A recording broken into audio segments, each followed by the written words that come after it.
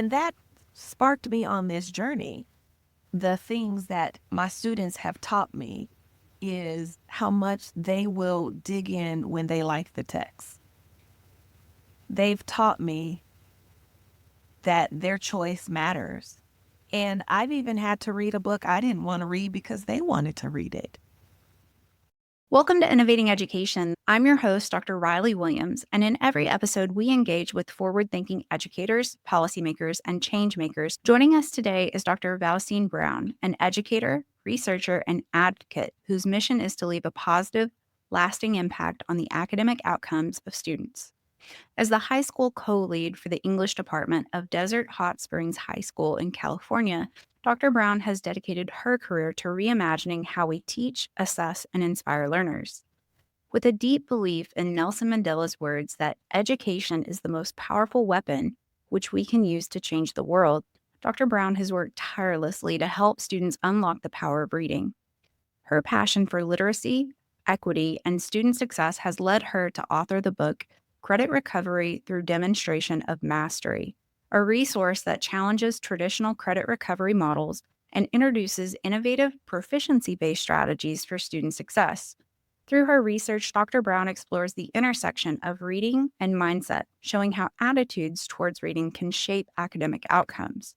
So, whether you're an educator looking to revamp your literacy strategies, a school leader exploring new approaches to credit recovery, or a lifelong learner passionate about educational innovations, this conversation is one you won't want to miss. Dr. Brown, welcome to the show. Oh, thank you so much, Dr. Williams. I appreciate you for having me on. Dr. Brown, your passion for education and literacy is evident in everything you do. I just have to ask, what sparked your journey into education and what keeps you motivated to push for meaningful change? Now, it's very interesting that I didn't come to the education profession straight out of college. I actually experienced a couple different shifts in careers. I was a stay at home mom for 13 years. And through the process of being intentional about building activities for my own children, and I ran a home daycare, so also the children in my daycare, that is where I found that I had the ability to put together curriculum. I was like, oh, I'm pretty good at this. And that was what sparked me to return to school and become an educator. I didn't want to do the younger ages because I'm very passionate about reading, writing, and talking about reading and writing. So that is how I found myself in secondary education. The power of education and the doors that it can open is what motivates me. I very much long to empower the students that I educate, especially since I educate at a predominantly minority led school. I have a lot of students who may not see themselves in the world of education or see themselves successful in education for a caveat of reasons. And if I can show them that, yes, you do belong here, yes, you can be successful, I feel like I've done a good day's work. Your book, Credit Recovery Through Demonstration of Mastery, it challenges traditional assumptions about how students can recover academic credits. Instead of relying on time spent in classroom or in seat, you advocate for students demonstrating true understanding of the material. I'd like to explore this approach and the impact it's having on student success. Oh, the credit recovery through demonstration of mastery program at my high school is in its third year of running. The very first year, we had about 45 students successfully recover credit for classes that they hadn't passed previously. The second year, we had about 65. And now, with its third year, we had about 60 who had already recovered credit just in the first semester. So it has really changed the way we have been doing credit recovery. And now I have a couple of high schools in our school district who are considering adopting this in addition to other methods that they have. So I'm looking to take the show on the road and show other high schools how they can do the same thing, utilizing personnel that they already have on site and utilizing their experts. Let's take a step back. Can you explain what mastery based learning is and how it differs from traditional credit recovery methods? What makes it such a powerful alternative? To traditional credit recovery methods, either students have to return to the classroom and sit there for the entire semester or a whole year if that's what they did in past, or there's online credit recovery programs. We became aware on our campus that some of the students who were utilizing online credit recovery were cheating. Can you believe it? And so we wanted to look for an alternative that would allow students to recover those credits without sitting in the entire class and avoid the cheating. And what has really pulled it together for us is that credit recovery through demonstration of mastery blends together two models that we were already using on our campus. We had utilized grade level alignment. What do students need to know by the end of ninth grade to be successful in 10th? 10th, what do they need to learn in 10th to be successful in 11th, and so on. And we had already started exploring mastery based learning. Mastery based learning takes the focus off of behaviors and it assesses skills that are being taught, demonstrated, and mastered in that classroom. And so by blending those two things, we were able to say if our expectation of students at the end of ninth grade is to be able to demonstrate these skills, students who need to come and recover first semester of ninth grade need to demonstrate mastery over just these skills and be able to isolate those things for each of those semesters within those grade levels. So, can you explain the process of how the student would demonstrate mastery and how that actually looks like? Yes, utilizing the grade level alignment that we had done, we looked at the expectation. Let's just take the first semester of 10th grade. We said by the end of the first semester of 10th grade, we need to know that students can read a grade level text and write an objective summary. We need to know that they can answer a text dependent question at grade level. We also want to be able to have them write an essay and incorporate evidence from a text. And we also built a standards based multiple choice to capture some of those other nuances within standards. So a student who needs to come and just recover that first semester would sit down, be given a grade level text. Now they're going to write the objective summary. The next time they come and visit for credit recovery, now they're going to be given that same grade level text, but they're given a text dependent question. So they're expected to embed evidence from that grade level text and answer it. Now we're going to have you write an essay. And the final piece is that multiple choice. So students would be able to visit the credit recovery classroom just 4 times and be able to have those things graded and receive a grade based upon their demonstration mastery on those specific tasks. We also incorporate Lexile level, which is one of the grade level standards that we have.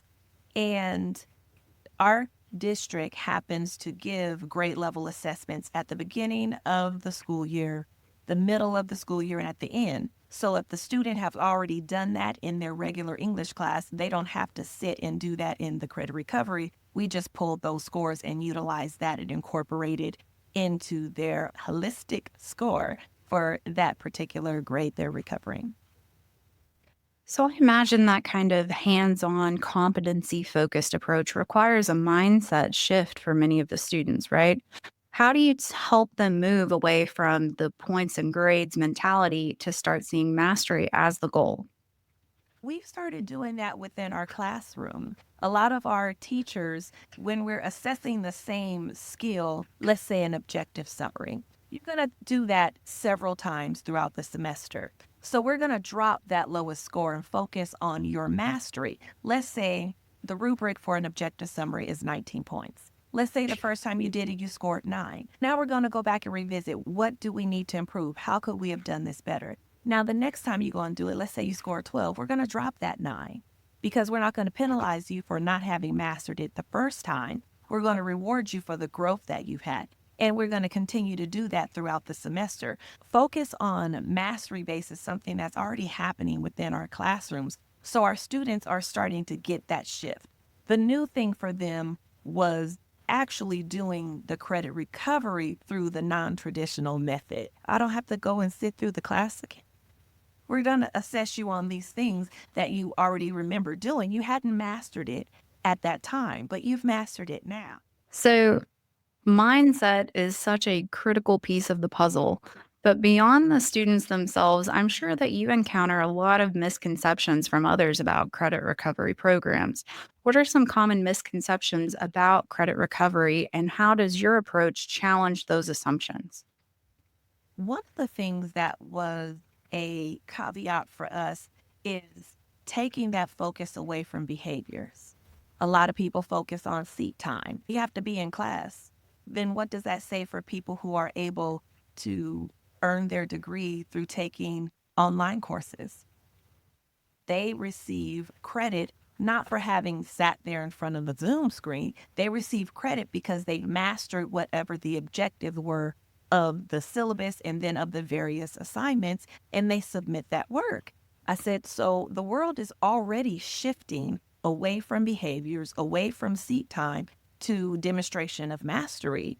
And we're always telling our students that we are trying to get you on board with 21st century skills, the skills you're going to need to be successful after high school. What does that mean for us if we aren't making that shift as well? So, one of the biggest challenges in education is rethinking how we assess learning. With a mastery based model, I imagine that traditional quiz and test approaches doesn't really apply. What kinds of assessments work best for mastery based models, and how do educators determine when a student has truly mastered the material? I think the biggest shift in mastery based learning is being sure that you are assessing what you taught and that those two things align. If you think you taught one thing, but you're assessing something else, then you're out of alignment.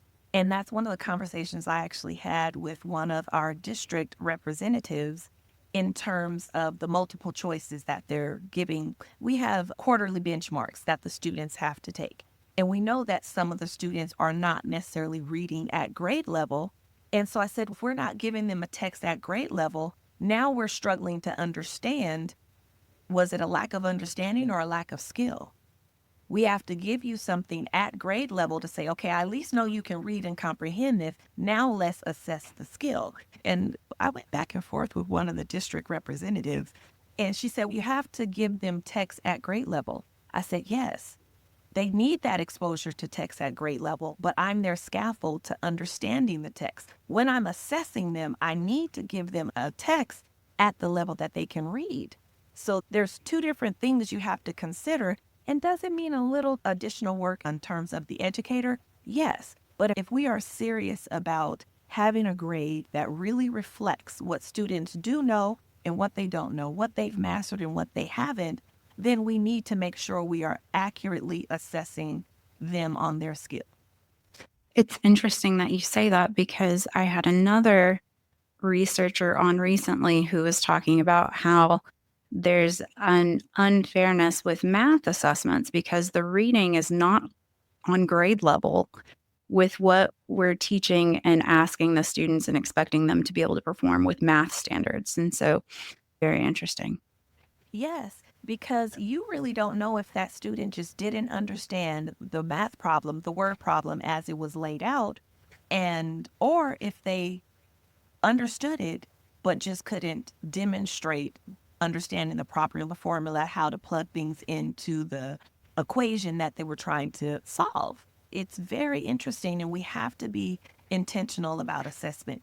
And I want to be clear that I don't advocate for throwing out assessments. A lot of people get that idea that we don't want to assess. We do want to assess. We just want assessments to be targeted, to be clear, and we don't want to over assess. We want to allow a lot of practice in between those assessments so that we can measure growth. So, what advice would you give to schools or districts that are considering shifting towards mastery based learning? And what are the most important first steps? I think the most important first steps would be to, it can't be top down driven. It really needs to be a boots on the ground approach, and it needs to be led by the educators. And educators need to be empowered as the professionals that they are. They know their content, they know their standards very well, and we need to trust them to put together and give them the time to put together the materials that they need in order to start making this shift. Chances are, if you have a conversation with the educators and say, what changes do we need to make sure that we are accurately assessing our students, not over assessing our students, and we can have a grade book that demonstrates what they do and do not know? Chances are they will have some boots on the ground feedback for curriculum adoptions. What's going on in the curriculum adoptions that needs to be tweaked or just obviously maybe thrown out altogether? And what needs to happen is allow the educators to start putting together some of those assessments. I have to say that I am so grateful that I work with an administrative team that does not micromanage my English department. They have empowered us to the fullest. And we put together our own rubrics. We put together our own assessments, and we'll take it to the table and we'll share it across various departments because in the state of California, our ninth and 10th grade standards are the same. 11th and 12th grade standards are the same. And we can collaborate together and say, I'm working on this, and does this accurately measure what it is we're teaching them and what we're assessing? And we utilize our expertise in the room, and we've come up with some fantastic rubrics. And they're the rubrics that are in my book for credit recovery through demonstration of mastery. And those were educator created. I highly recommend that you look into David Woodward with, I want to say it's Forefront Education. I'll have to put that in the show notes. But what's really interesting about him and then what you're talking about, so you have your state curriculum standards that you're trying to meet, and it looks at, instead of grading points based, you go specifically into that standard. Can the student understand where to put comma? It would be proficient at grade level, below grade level. And Yes. for each standard, you're able to say, okay, this is what the student can do. They have mastered this skill. We need to work on this skill. And those are two things that could really be tied together very well with Yes. what you're. Thank you so much. I wrote his name down. Let me add that. Thank you. And that actually brings us to my next question. Looking ahead, our education system is evolving rapidly and mastery based models are gaining a lot of traction. If you were to look 5 or 10 years into the future, how do you envision mastery based learning evolving, and what potential do you see it in reshaping our credit recovery programs?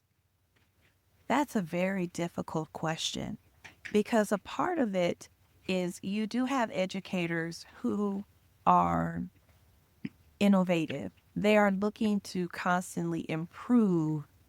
And unfortunately, there are a few, in my experiences, I can't speak for everyone, there are a few who are not as willing to evolve and change. So there's a balance right there. For those who, which in my opinion is the majority, who are continually revisiting their practices and looking to evolve them, I believe that they will be the leaders because as they grow and learn more about how to accurately assess and shift away from any practices that were just a part of our public school experience, and we start to expose ourselves to more research that is out there, they'll be leading the forefront.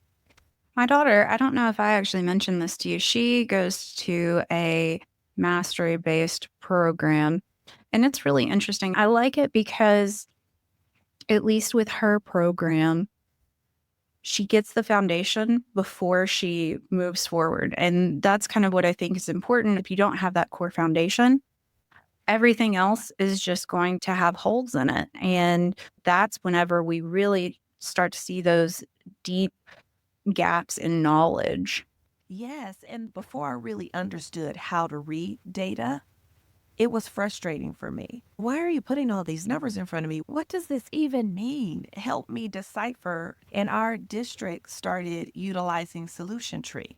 And so we work in our PLCs, and our district has been intentional about allowing us at least 3 weeks out of every month where we get an hour solid to work in our PLCs. So we're collaborating, we're looking at data. Our district also has 3 days a year where we are off site. They get us a sub, and we're collaborating not just with, I'll take 11th grade for instance, not just with our 11th grade team on our school site, but we're at the district office and we're meeting with the 11th grade teams from the other comprehensive high schools in our district. And we're looking at the most recent data that came out.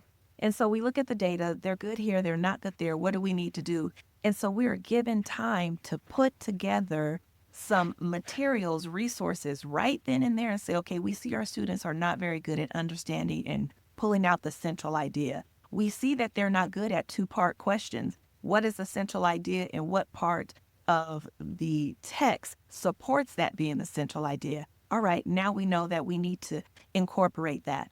The most recent meeting that we had, that was what we had learned. And so we pulled together, as we call it, our CAS boot camp slides, where we took a bigger text, we chunked it up, and we came up with two-part questions. And we do that as our warm-ups now. So we put it up there, we read it together, we answer the parts, we cold call. What's your answer for part A, part B? Okay, let's look at what the answer actually is. Why is that the answer? How were these two things misleading? So if we know how to look back at data, how to then build resources for targeted instruction, and then incorporate it as practice, not another assessment right away, but as practice in a informal way that relieves some of that stress and anxiety from our students, then next time we assess you, I would expect that the data would improve. So I believe that educators, for the most part, want to improve practices. And when we come in context with ways to improve our practices and we are given the time to put together those resources, it'll be a beautiful world. It is a beautiful world. I actually want to transition a little bit to your research now. Okay. So, everyone on here knows reading is just a fundamental part of success in school and in life. Your research focuses on the relationship between reading and mindset. So, what are some of the most surprising or insightful findings that you've come across? Let me explain the tool that I used first, and then I can explain the data. So I utilize the SARA, which stands for the Survey of Adolescent Reading Attitude. And I took a look at sophomore students' attitude towards reading when exposed to mirror books. So we use the SARA as a pre-treatment assessment to understand where their attitudes were. And that SARA measures reading attitude in four subcomponents: academic, print, academic digital, recreational print, recreational digital. So after getting that baseline score, the treatment group was exposed to mirror books, and the non treatment book was exposed to some high interest texts but not considered mirror books. And then both groups were given the survey again. What we found is that attitude towards academic print improved, and attitude towards recreational digital, which was social media, dropped a little bit. Those shifts were not measured as statistically significant, but there was a shift. So it was interesting to see, okay, this was a 6-week study. What might it be? Would the shift be considered, or would it measure statistically significant if the study was longer? Or if another change I considered is I pre-chose books that I would consider as mirror books for students. There's a possibility that the students may not have seen them as mirror books themselves. So if I could find out from students, what books would you be interested in reading? Collect those books or have them take the survey, let them read the books they chose, and then redo the survey. Might those numbers be different? So I came away with a sliver of an answer, but a lot more questions than answers. So it inspires me to go back to the table and do some additional research. I feel your pain. I think all of the researchers on here feel your pain. So much more that we can learn, but you Yeah. definitely are making great strides. So, when students have negative associations with reading, maybe early struggles, past experiences, how can we help shift those attitudes? I think it would depend on what is the motivation or the lack of motivation for the students' poor associations with reading. Was it a lack of success, or was the books they were given boring? What started me on this journey was I had some 10th graders about 6 or 7 years ago, and they flat out said, reading is boring. I was taken aback. I was like, what? What do you mean it's boring? What? Why? It was like, it's just boring. And I asked him, I said, have you always considered reading boring? And they thought about it and they said, no. I said, okay, when did you find it interesting? And now it's a whole class discussion. It went from me and one student to now we're all talking about it. And the consensus of that group was that they liked reading in elementary. They recalled their whole class going down to the school library, choosing their book. You come back to class, and periodically throughout the week, your teacher would say, okay, take out your library book. We're going to read, set the timer, and everybody read their book. And that reminds me of the research that I read about the importance of choice. And so, having a conversation with these students, I said, when did you stop having choice? When did that change for you? And the consensus was middle school. That was when they stopped having autonomy, stopped having choice over what to read. It was just, we're reading this text and here we go. And that was what prompted me to do this research. And that was what taught me choice matters, mirror books matter. There's a lot of things that matter. Sometimes it is not ability. Sometimes it's what they're given to read. And that even prompted me to do possibly a case study. It might be interesting to get some actual data that's not statistical, but more open ended questions where I can talk to some high schoolers and get the recording of this conversation into some research. Let them tell us why they don't like it. Is it boring? Are you struggling? Can we get you some help? But I think we really have to figure out the nuances of why the attitudes are poor towards reading. More questions. I would be curious to know if reading attitude and reading mindset correlates with academic performance, not just with our English language, but math, science, history.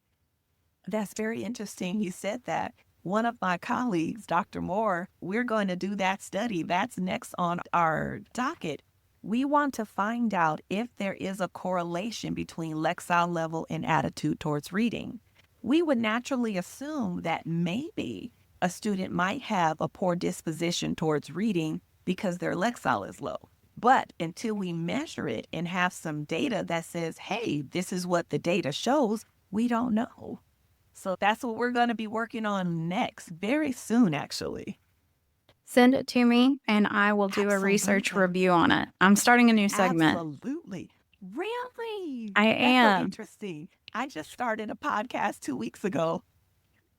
No, tell us about it. It is called Drive Through Lit Review, which you just said you're doing a lit review podcast. We can be on each other's podcast. Most of the teachers that I've had conversations with, they're fascinated to find out what is going on in the research towards education. We're pressed for time. We don't have the time to go look for the research and then read it and then learn to practice and do those things. So I thought about all the plethora of material that I read for my dissertation. And I said, people need to know about these articles because every time I would mention mirror books, people would go, what's that? And so in my podcast, I'm pulling one of the pieces of literature that I read for my dissertation. I'm telling you the title. I'm telling you it's basically a lit review, the abstract, the key details from it, and telling you where I found it. And it's meant to be short, 5 to 10 minutes. Just listen to it in the car on the way, and here's some stuff for you. And I'm predominantly aiming it towards ELA teachers. because I feel like I better understand that particular demographic of educators. So that's my focus. All right, say it again and say where it's at. Okay. It's called Drive Through Lit Review, and it's streaming wherever you can find your podcast. Apple, Spotify. I only have 2 episodes out right now. I will link it for everyone in the credits Thank for you so sure. much. And I just want to put out the intro and outro music. My son created that. So for all the listeners out there, when you listen to it, I have my son to thank for that beautiful background music. I love it. Thank you. All right, back to research and reading. Yes.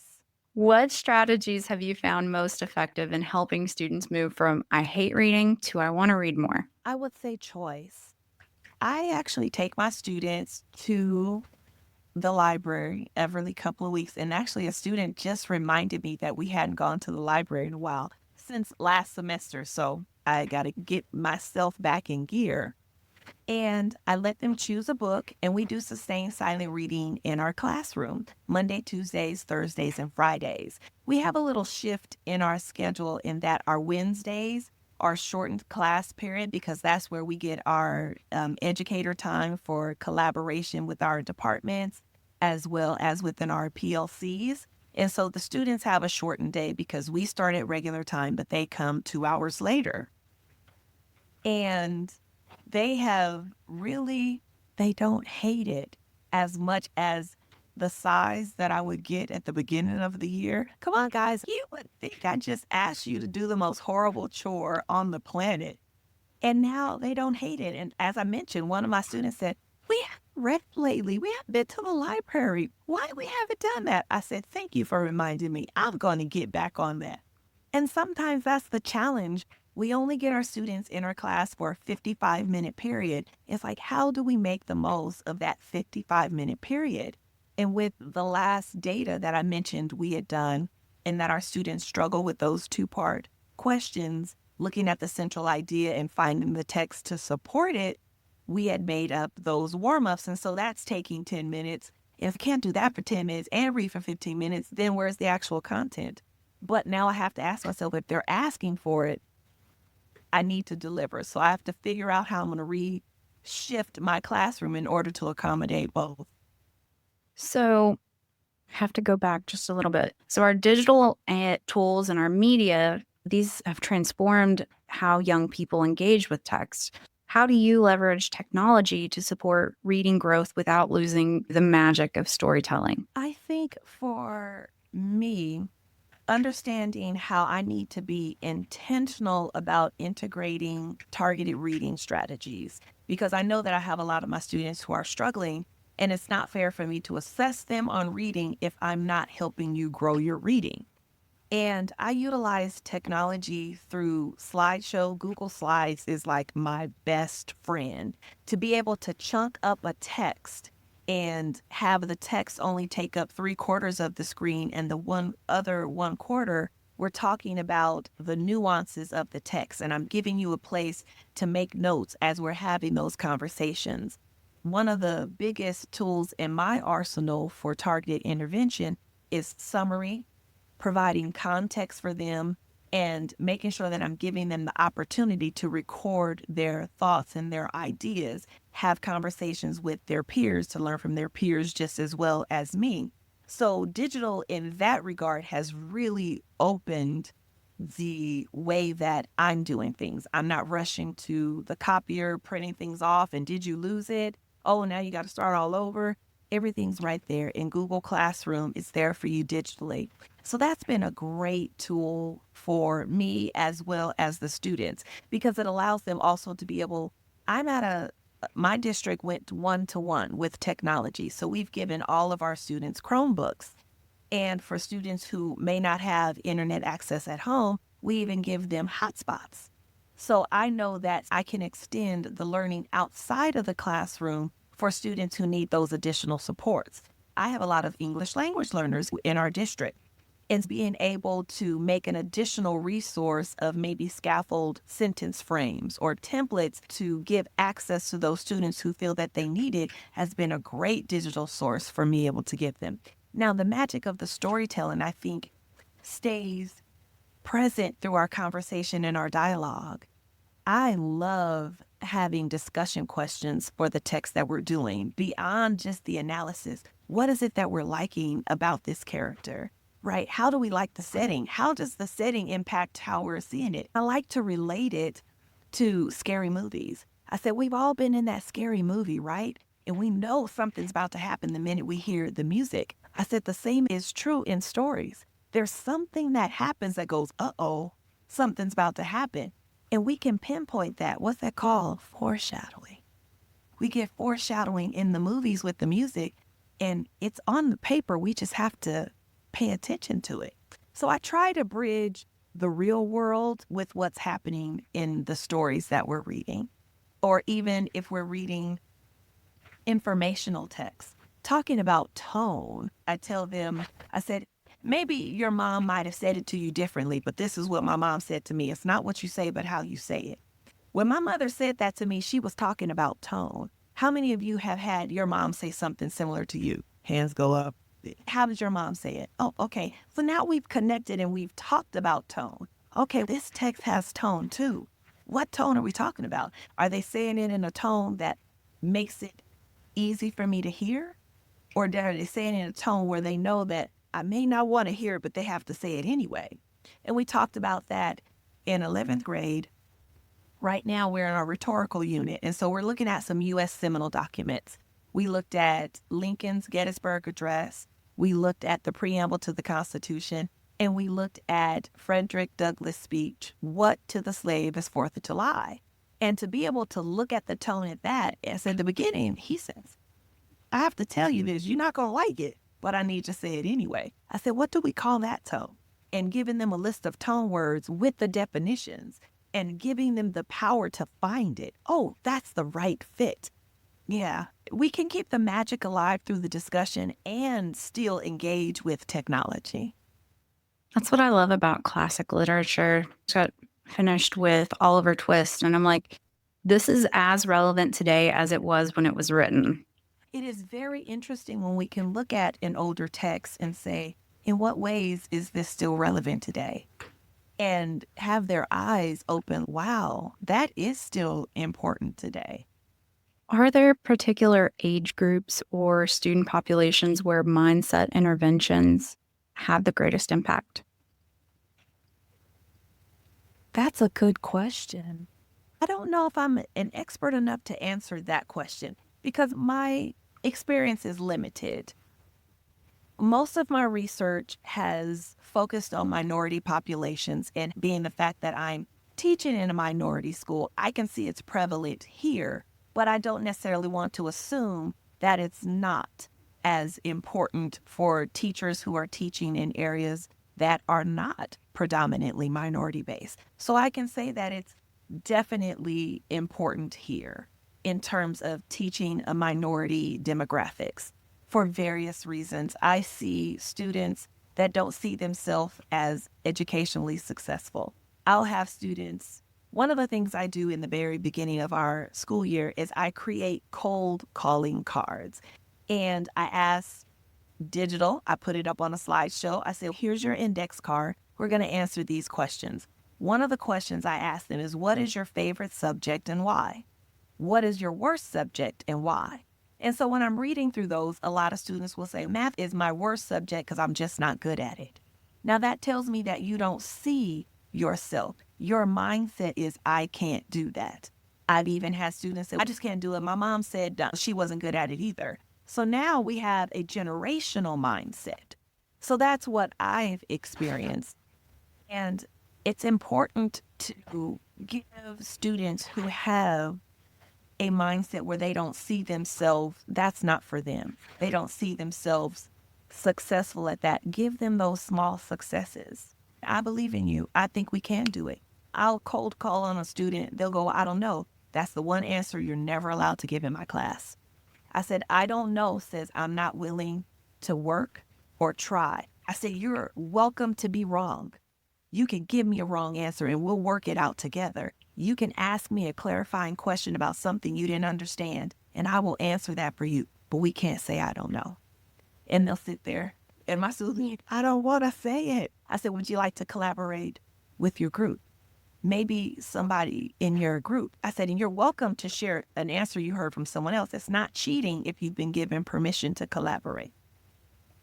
And it's important for them to have a little bit of struggle and get success. One of the educators that I have tremendous respect for, Dr. Muhammad, he came to our school site and he was talking about restorative practices. And one of the quadrants, he gave us this in, if I can describe it for you, it's a big box. And that box is broken down into 4 quadrants, 2 on the top, 2 on the bottom. And the bottom is support. Going far right, you're giving maximum support. The scale on the left that points up is expectation. High up, you have high expectations. And so I told the idea is that we should be in that top right quadrant. High support, high expectation. And so I tell my student, that's my job. I'm not going to lower my expectation for you, but I am going to be the support system to help you get there. And those supports don't have to come just from me. It can come in collaborative discussions in the classroom. It can come from working with peers. And those are important for minority learners. I have English language learners. And small successes and helping them to experience them through multiple means is very important. What advice would you give to teachers who feel like they're constantly fighting an uphill battle when it comes to getting students to read? Have a conversation with them.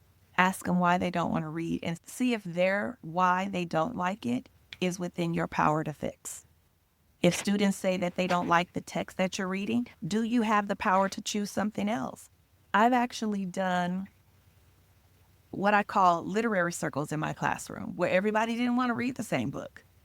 And I did that most recently with my AP Lit students. One of them wanted to read Josefina Lopez, Real Women Have Curves. The other one wanted to read Colson Whitehead's The Nickel Boys. I said, okay. And so I said, here, we're going to go to the library. You're going to get your book. You got it. All right. Now it's your job. We need to have this read in 3 weeks. Now you with your team work out your reading schedule. How many pages do you need to read a day in order to accomplish what I'm asking you to do? Okay, great. And so I created then a slideshow. I love digital, where I was giving mini lessons on a aspect of the book we needed to look at. Setting. What is setting in terms of time and place and nuances? So I could then give my lesson on setting and then ask them an open-ended question that they could collaborate in their group. What do you know about the setting of your book based upon what we just discussed? Now they're collaborating together. They had choice. Our setting of the book is here, this, that, and the other. Okay, who is your main character? What do we know about our main character? Then we have a lesson on direct versus indirect characterization. So if you can be flexible, and if you can't be flexible, have a conversation with your admin. My students just told me they don't like to read because the books we have are boring.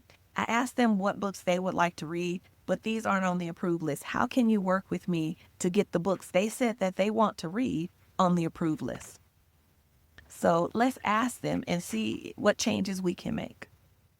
If you had the opportunity to redesign the way we teach reading in schools, what changes would you prioritize to better engage students and build lifelong readers? I would always keep choice at the forefront of everything that I did. That conversation that I had with those sophomore students many years ago was very impactful to me. It communicated to me the importance of giving my students choice. And I've carried that with me ever since I learned that lesson. And I'm thankful to that student for being bold enough to say that. And I'm thankful to myself for being humble enough to receive it, that they said reading was boring. And instead of me getting mad, you're going to read this anyway. I said, okay, why? And that sparked me on this journey. The things that my students have taught me is how much they will dig in when they like the text. They've taught me that their choice matters. And I've even had to read a book I didn't want to read because they wanted to read it. Yeah, I was like, this book is sad. Did you read the synopsis? I don't want to read this book. But I said, okay, I'm going to read it because you want to read it. And we had some great conversations. And when they got behind on the reading, I was able to say, hey, you picked it. And so I've been flexible with my students, and that's made a huge difference. Now, if a student picks it and they still find themselves boring, that makes me mad. I've done that though. I've picked a book and I'm like, this is not for me. I'm going to get a different one. And I do that with my students in terms of the sustained silent reading time. If they chose a book and they didn't like it, I write them a pass. So you can go back to the library and you can switch it for something else. But if we selectively do it as a whole group, you stuck with it because there's 10 other people that are counting on you. Yes. And I've started books that I've made myself finish. I've done that. But then I also have books that I've set aside and said, what did we talk about? In my book group, we talked about not calling it the did not finish. We calling it the not right now. Sometimes the mind space where you're in or whatever's going on in the world makes that read a tough read at that time. And you may need to that's my not right now book. Oh my goodness. This has been just a delightful conversation, Dr. Brown. I've really enjoyed it. Thank you so much, Dr. Williams. I have enjoyed sharing this time with you. Can you tell us one more time your new podcast? And then if listeners want to connect with you, get your book, where can they find you? My podcast is Drive Through Lit Review, and I spell it THRU. And they can find it wherever podcasts are streamed, Spotify, Apple, I think even on Google. And to connect with me, my website is Dr. Valcine Brown. You spell it VALCINE, Brown, just like the color, no E at the end.com. And you can purchase the book either through my website or you can go to Amazon. To our listeners, for those of you who want to dive deeper into Dr. Brown's work, be sure to check out her book, Credit Recovery Through Demonstration of Mastery. It's a practical guide for educators seeking new strategies to help students succeed through mastery-based learning. You can find it on Amazon and all the other major book retailers. Thank you again for joining us on this episode. If you enjoyed today's conversation, please be sure to subscribe, leave us a review, and share this episode with fellow educators and changemakers. Let's continue to rethink, reimagine, and reinvent education together. Until next time, I'm Dr. Riley Williams. Stay curious and keep innovating.